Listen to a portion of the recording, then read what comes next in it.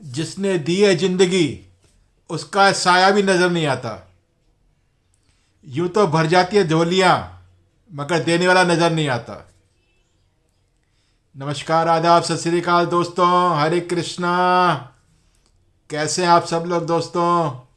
आशा है सब कुशल मंगल होंगे, क्योंकि आपका दोस्त आपके लिए दिन रात दुआ करता है, प्रार्थना करता है। दोस्तों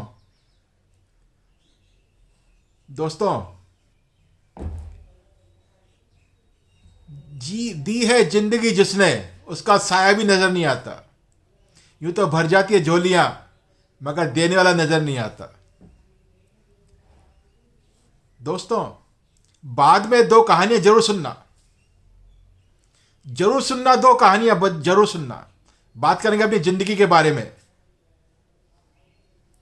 अंत तक सुनना दोस्तों, दो कहानियां बहुत जबरदस्त है।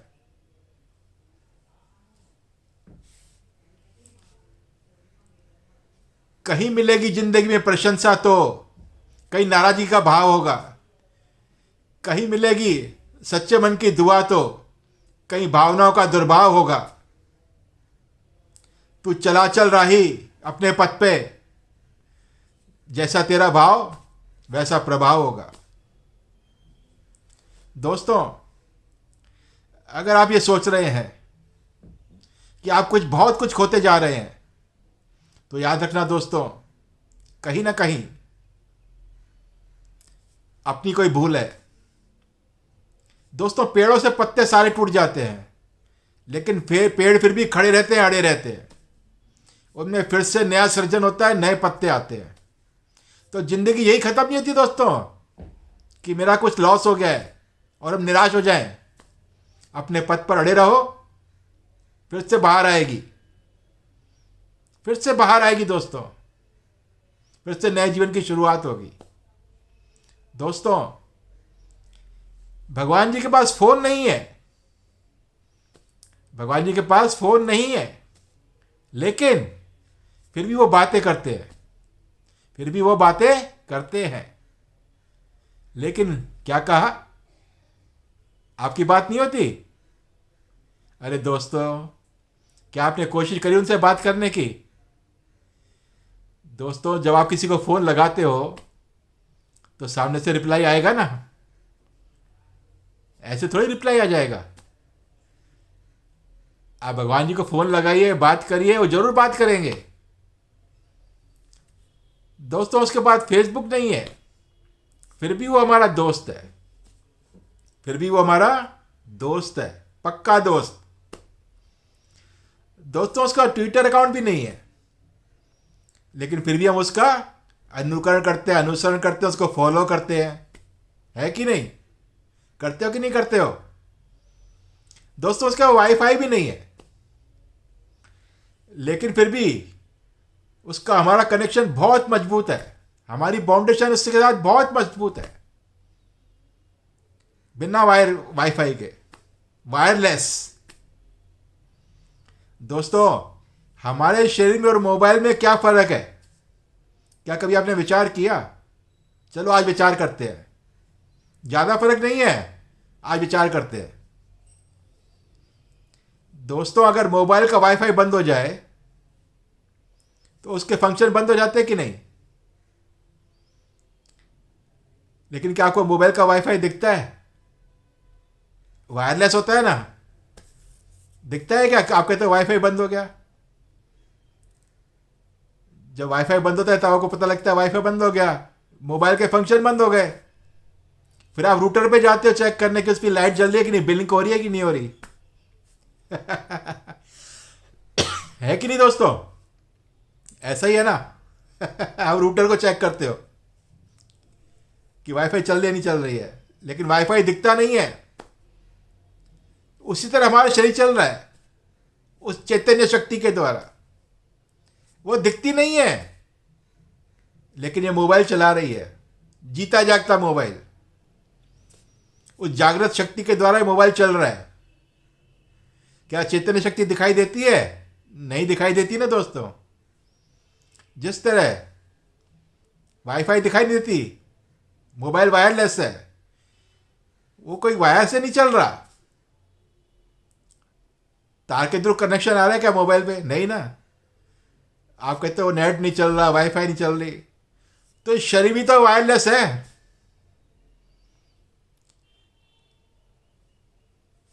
जैसे मोबाइल है वैसे शरीर है।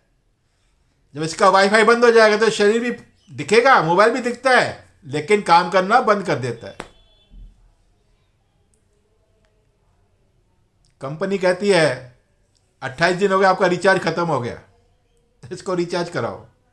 आप रिचार्ज कराते हो, लेकिन जब इसका रिचार्ज खत्म होता है ना, फिर इसमें चार्जिंग दोबारा नहीं हो पाता, दोबारा इसको टॉपअप नहीं डाल सकते आप इसमें। दोस्तों, मोबाइल में अगर आप कुछ गलत कंटेंट डालते हो, तुरंत कंपनी को पता लग जाता है। लगता है कि नहीं लगता? इस मोबाइल से कुछ गलत मैसेज गया है, कुछ गलत फॉरवर्ड किया गया है, कुछ गलत शेयर किया गया है, तुरंत चेतावनी आती है आपके पास। उसी तरह हमारी जिंदगी में अगर हम कुछ गलत कार्य करते हैं तो उस मालिक को तुरंत पता लग जाता है, तुरंत, क्योंकि वो हमारे अंदर इनबिल्ट है। इनबिल्ट है अंदर।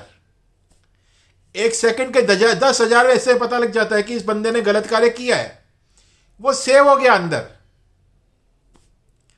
जैसे मोबाइल कंपनी के पास आपका डाटा सेव रहता है ना, कि इस बंदे ने क्या क्या शेयर किया, क्या क्या फॉरवर्ड किया, सब रहता है उसके पास, क्या गलत किया। जब एक इंसान द्वारा निर्मित मोबाइल कंपनी के पास आपका सारा डेटा है, तो आप सोचो उस मालिक के बनाए हुए इस मोबाइल में क्या सब कुछ सेव नहीं होगा? सब कुछ सेव होता है।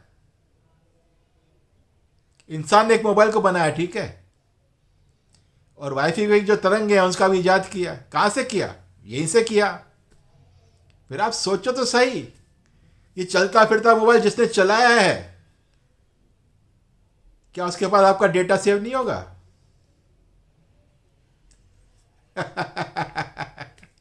एक कंपनी लाखों करोड़ों मोबाइल को ऑपरेट करती है और सबका डेटा उसके पास रहता है, तो इसका मोबाइल का डाटा, चलते फिरते मोबाइल का डाटा उसके पास नहीं होगा।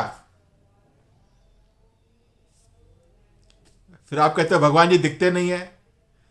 अरे भाई, जब तुम्हारे को जरा सी वाईफाई नहीं दिखती तो शक्ति कैसे दिखेगी? उसका तुम अनुभव तो कर सकते हो ना।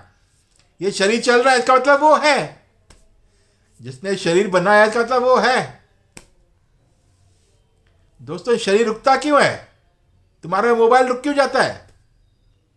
तुम्हारा मोबाइल खराब हो गया, इस शरीर भी खराब होता है तो रुक जाता है। जब तुम्हारा मोबाइल खराब होता है दोस्तों, तो दूसरा ले लेते हो। हमारा शरीर खराब हो गया, हम दूसरा ले लेते हैं।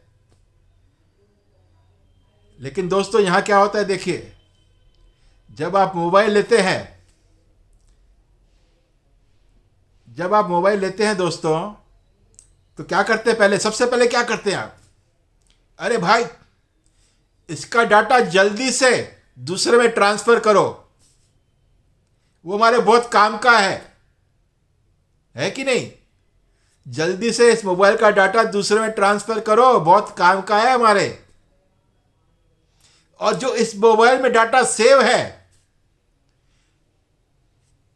वो भी ट्रांसफर होता है कि नहीं? वो भी ट्रांसफर होता है। जब दूसरा शरीर मिलता है तो पहले इसका डाटा उसमें ट्रांसफर होता है, उसी हिसाब से तुम्हारे को नया शरीर मिलता है। आप विश्वास करो चाहे नहीं करो, लेकिन ऐसा ही होता है। जब आप खुद कहते हो कि मेरे पुराने मोबाइल का डाटा नए मोबाइल में डालो, तो जो तुम्हारा डाटा इसके अंदर सेव है इस सॉफ्टवेयर में, भगवान जी सबसे पहले वो डाटा दूसरे में डालते हैं, उसी हिसाब से तुम्हारे को दूसरा शरीर मिलता है। और पुराने के सीक्वल के हिसाब से ही नई कहानी चालू होती है, जहां तुम उसको छोड़ते हो। अगर तुमने अच्छी छोड़ी है तो आगे भी आपको अच्छा ही रेस्पॉन्स मिलने वाला है उस शरीर के द्वारा। जैसे विचार तुमने भर रखे हैं उस सीडी में, वैसे ही विचार वहीं से चालू होगी वो सीडी। तो दोस्तों, जब तुम कहते हो मेरे मोबाइल का डाटा जल्दी से दूसरे में ट्रांसफर करो, तो जो शरीर का मालिक है वो भी कहता है इसका डाटा दूसरे में ट्रांसफर करो, ताकि इसको दूसरा शरीर वो हिसाब से इसको मिल जाए। है ना गजब की बात? क्या विश्वास नहीं आ रहा आपको? अरे जब इंसान इतना सा कर सकता है तो क्या वो नहीं कर सकता? सोचो जरा सा, जब तुम्हें वाईफाई नजर नहीं आती, लेकिन जिससे ये शरीर चल रहा है, तुम कहते हो दिखता नहीं है। अरे जब चल रहा है तो दिख रहा है ना, वो तुम्हारे अंदर है तो दिखेगा कैसे? मोबाइल में सिम पड़ी होती है, मोबाइल तुम्हारे को दिखती है क्या? दिखती है क्या? नहीं दिखती। तुम कहोगे जब खोलते तब दिखती है, लेकिन वाईफाई दिखता है क्या? चाहे उसको खोलो तो भी नहीं दिखेगा। दिखेगा वाईफाई?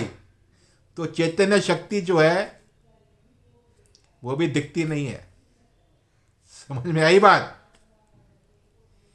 थोड़ा सा दिमाग लगाओ, सब कुछ क्लियर है पिक्चर, सब कुछ।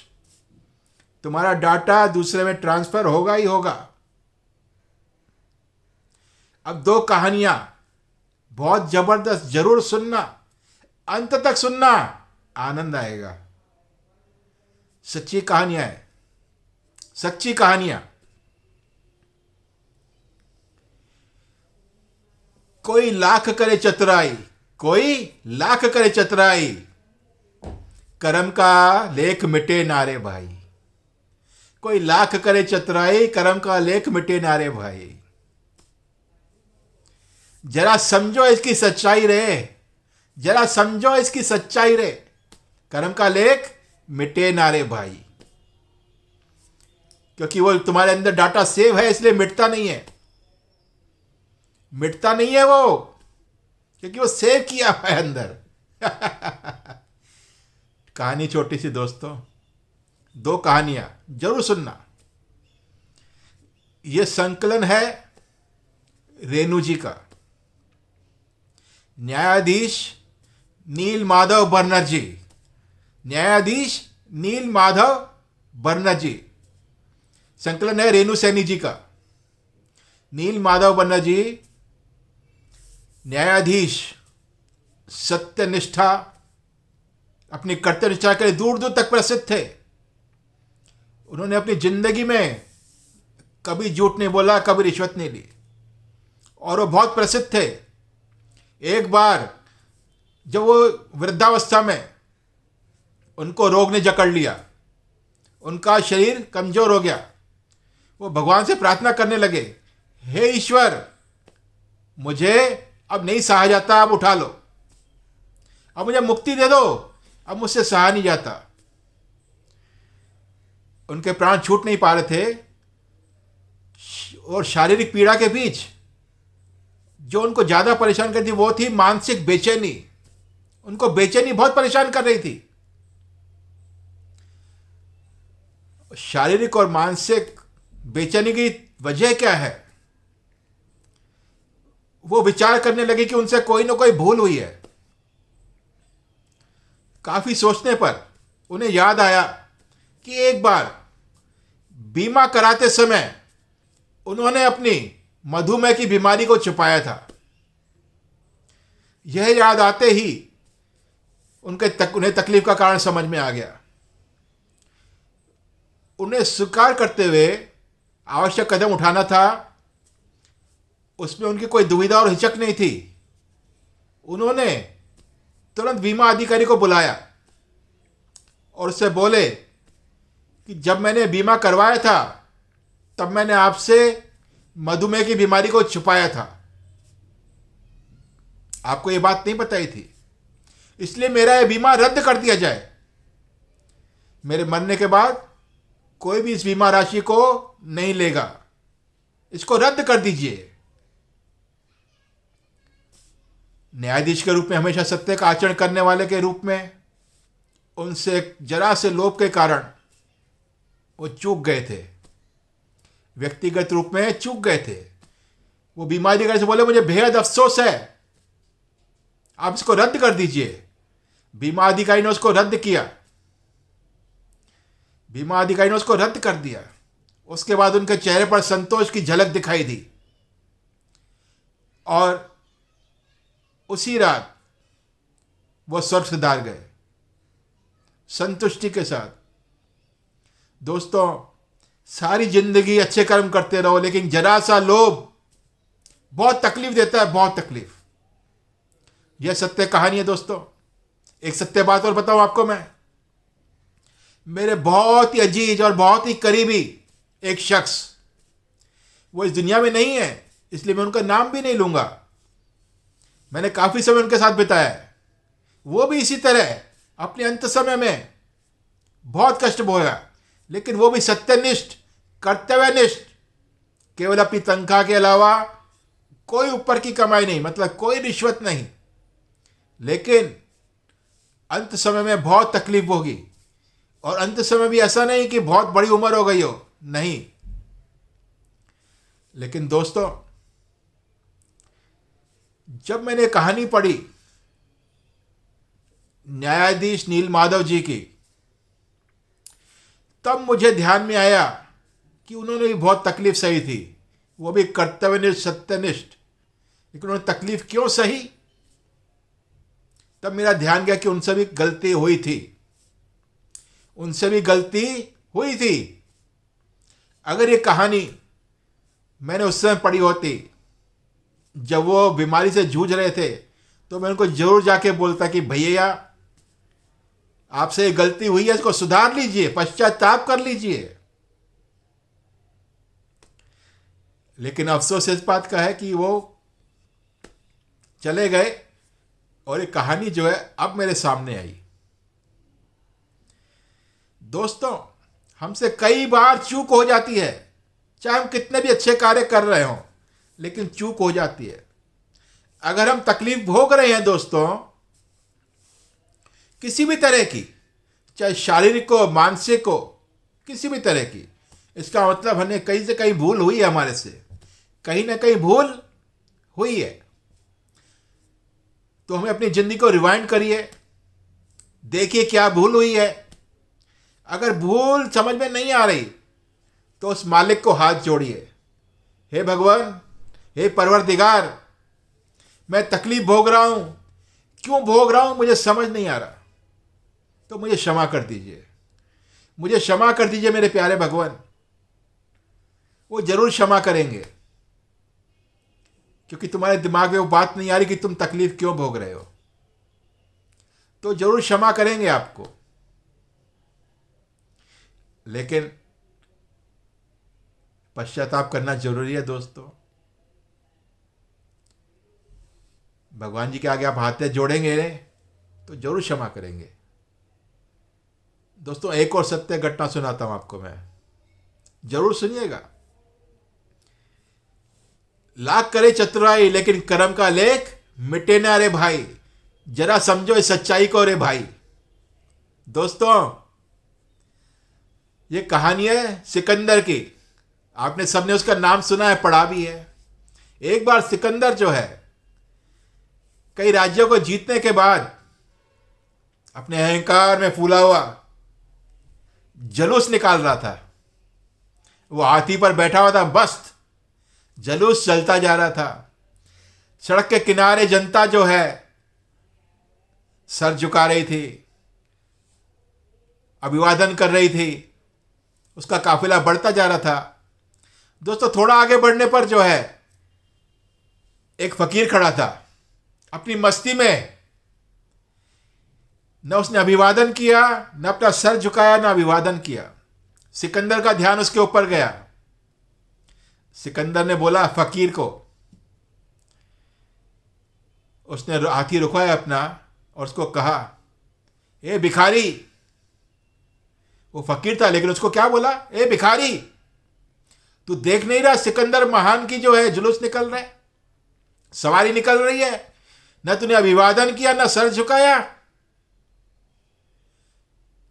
तो फकीर साहब बोले, सिकंदर, तेरे मस्तक की रेखाएं कह रही हैं कि जो तूने प्राप्त किया है उससे बहुत कुछ आगे तेरे को बहुत ज्यादा मिलने वाला है। सिकंदर चौंका, क्योंकि उसकी नजर में वो भिखारी था कि भिखारी क्या कह रहा है, क्या कह रहा है भिखारी कि मेरे मस्तक की रेखाएं पढ़ रहे, कह रहे कि तुझे और बहुत कुछ मिलेगा। तो उसने भिखारी से कहा, बताओ फकीर साहब। अब भिखारी से फकीर साहब पे आ गया। फकीर साहब बताओ क्या बता रहे हो। फकीर ने बोला, जरा अपने हाथी से नीचे उतरो और मेरे पास आओ। सिकंदर जरा सोच में पड़ गया, लेकिन फिर नीचे उतरा और उस फकीर के आगे खड़ा हो गया जाके। बोले, अब बताओ, मेरी मस्तक की रेखाएं पढ़ो और बताओ मुझे क्या मिलने वाला है। बोले, सिकंदर अपनी झोली फैला और आंखें नीची कर। अपनी आंखें नीची कर और झोली फैला, क्योंकि जो मांगने वाला होता है ना, झोली फैला के मांगता है, तन के नहीं खड़ा होता। अब सिकंदर असमंजस में पड़ गया, चारों ओर इतनी भीड़ इकट्ठी, लेकिन उसको लोभ ने जकड़ लिया था। उसने अपनी झोली फैलाई, नजरें नीची करी, बोले, बताओ फकीर साहब। और भिखारी से फकीर साहब हो गए थे। बताओ फकीर साहब, मुझे क्या मिलने वाला है। बोले, फकीर साहब बोले, एक भिखारी दूसरे भिखारी से मांग रहा है, तुझ भिखारी को कुछ नहीं मिलेगा, तुझ लोभी को कुछ नहीं मिलने वाला। मुझे हाथी से तेरे को नीचे उतारने का मकसद केवल इतना ही था कि भिखारी मैं हूं कि तू है जो एक भिखारी के आगे झोली फैला रहा है। तूने मुझे भिखारी समझा और मुझे आगे झोली फैला रहा है। अब भिखारी मैं हूं कि तू है। तेरी खोपड़ी कभी भरने वाली नहीं है। दोस्तों, ये इंसान की खोपड़ी है, ये कभी भरती नहीं है।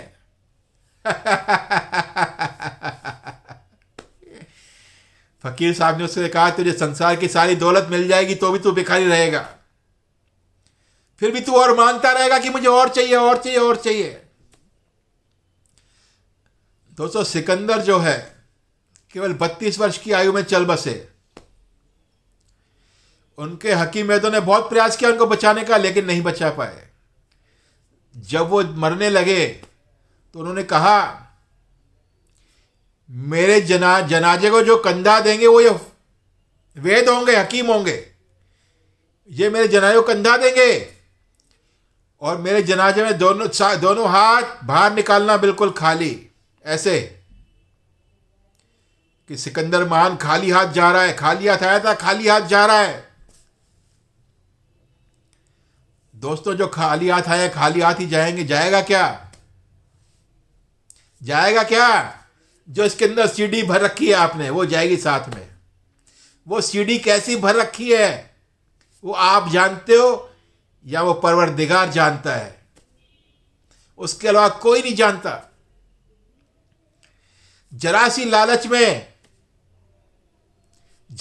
लालच में नील माधव बन्ना जी की तरह या सिकंदर की तरह एक भी गलत कार्य इस सीढ़ी में मत भरना। दोस्तों, दोनों कहानियों से दो सबक मिलते हैं कि नहीं मिलते? मिलते हैं ना दोस्तों। तो अपनी जिंदगी को रिवाइंड करिए। अगर कोई तकलीफ भोग रहे हैं तो रिवाइंड करिए कि मेरी जिंदगी में मैंने ऐसा क्या किया है कि मैं तकलीफ भोग रहा हूं। अगर नहीं समझ में आ रहा तो सच्चे मन से उस परमात्मा को याद करिए, उस परवरदिगार को याद करिए, उसके आगे हाथ जोड़िए कि भगवान, मुझे नहीं समझ आ रहा कि मैं कष्ट क्यों भोग रहा हूं, लेकिन आपके पास तो मेरा पूरा लिखा लिखा हुआ है, मेरा अकाउंट पूरा आपके पास है। मुझे क्षमा कर दीजिए, मुझे क्षमा कर दीजिए। दोस्तों,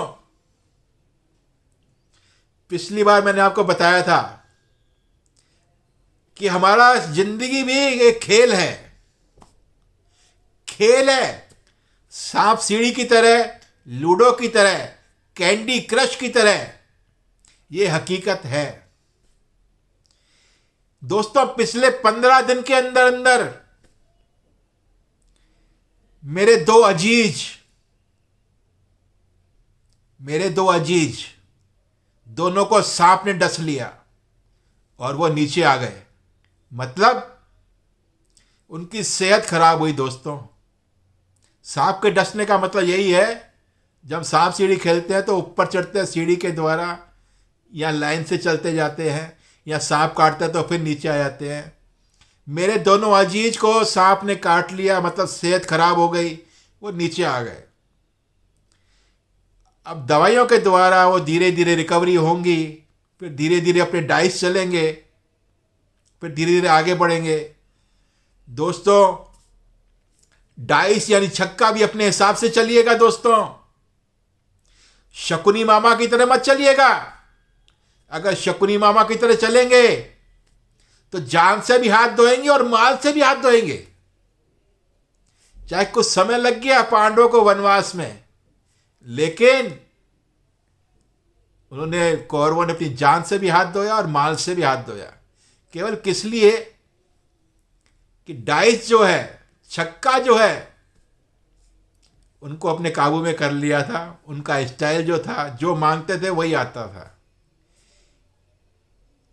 क्या हुआ उसका नतीजा सब जानते हैं। जान से भी हाथ धोया, माल से भी हाथ धोया, है कि नहीं। अपना छक्का ईमानदारी से चलते रहिए। 3 है तो आगे बढ़िए, 4 है तो आगे बढ़िए, 6 है तो आगे बढ़िए, लेकिन गलत कार्य नहीं, गलत कार्य नहीं। दोस्तों, ये तो इस सांप सीढ़ी की तरह सांप काटता है, हमारी सेहत खराब होती है। खाली सेहत ही नहीं, कई बार बिजनेस में झटका लगता है, कई बार जॉब से निकाल दिए जाते हैं। तो सांप काटना ही होता है ना। फिर से नए सिरे से शुरुआत करो, है कि नहीं। उसी तरह दोस्तों, लूडो में क्या होता है, लूडो में एक दूसरे की गोटी को मार देते हैं, उसको घर में बिठा देते हैं। दोस्तों, और कैंडी क्रश में भी मैंने आपको खुल के बताया था किस तरह हमारा गेम चलता है, हमारी लाइफ चलती है। अगर नहीं समझ में आ रहा है तो 2 वीडियो पीछे चल जाइएगा, देखिएगा। दोस्तों, अब सरकार ने 4 लेन के रास्ते बनाए हैं, 4 लेन के। किस लिए बनाए हैं? एक धीमी गति से चलने वालों के लिए, एक मध्यम गति से चलने वालों के लिए, एक तीव्र गति से चलने वालों के लिए, और चौथा जो है, जो तीव्र गति से चल रहे हैं उनको भी ओवरटेक करके आगे जाने के लिए। तो दोस्तों, अपनी जिंदगी में भी ये अनुभव कर लीजिए।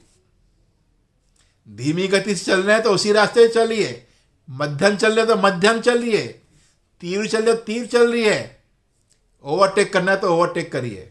लेकिन तीव्र गति से चलने वाले वाहनों को मध्यम और निम्न गति से चलने वालों के लाइन में नहीं आना चाहिए। नहीं तो क्या होगा, एक दूसरे को उड़ाते हुए आगे बढ़ेंगे। वो गलत तरीका है। अपनी लेन में चलिए, दूसरे को टक्कर मत मारिए। अगर ओवरटेक करना है तो अपना रास्ता पकड़िए, तेज चलना है तो उस रास्ते पर चलिए।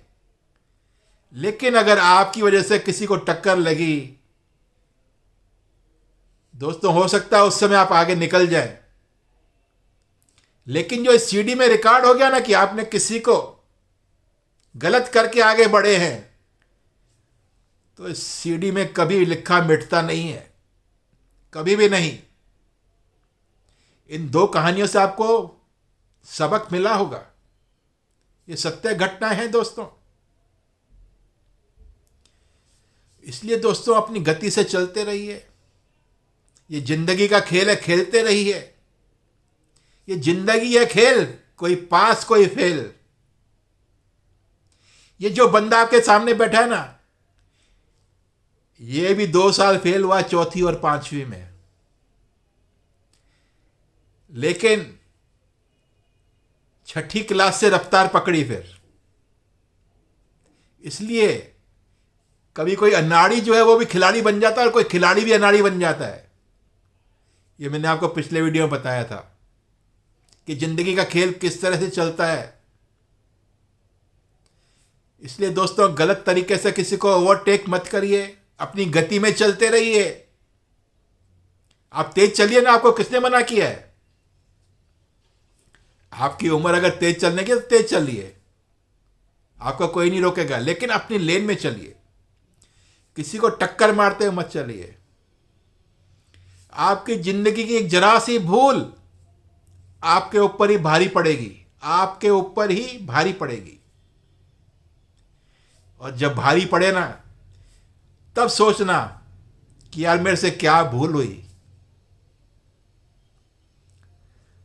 जैसे नील माधव बन्ना जी, क्या जिन्होंने सोच विचार किया कि मेरे से क्या गलती हुई, मुझे इतनी बेचैनी क्यों हो रही है, उनको अपनी भूल पता लगी और वो संतुष्ट है। संतुष्टि के साथ फिर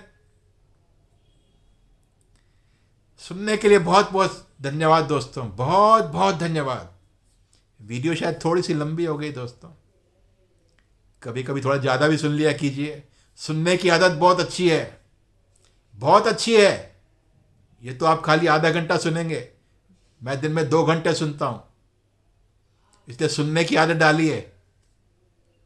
बीबी के सुनने की आदत तो डालते ही हैं आप, लेकिन उस मालिक के जो वचन है उनको भी सुनने की आदत डालिए, तो जिंदगी संवर जाएगी। वो वायरलेस की तरह है, वाईफाई की तरह है, दिखता नहीं है क्योंकि वो तुम्हारे अंदर है। कैसे देखोगे, कैसे देखोगे? लेकिन वो सब रिकॉर्ड कर रहा है, सब रिकॉर्ड कर रहा है। इसलिए गलती मत करिए और भूल मत करिए। धन्यवाद, बहुत बहुत धन्यवाद, बहुत बहुत धन्यवाद, बहुत बहुत शुक्रिया।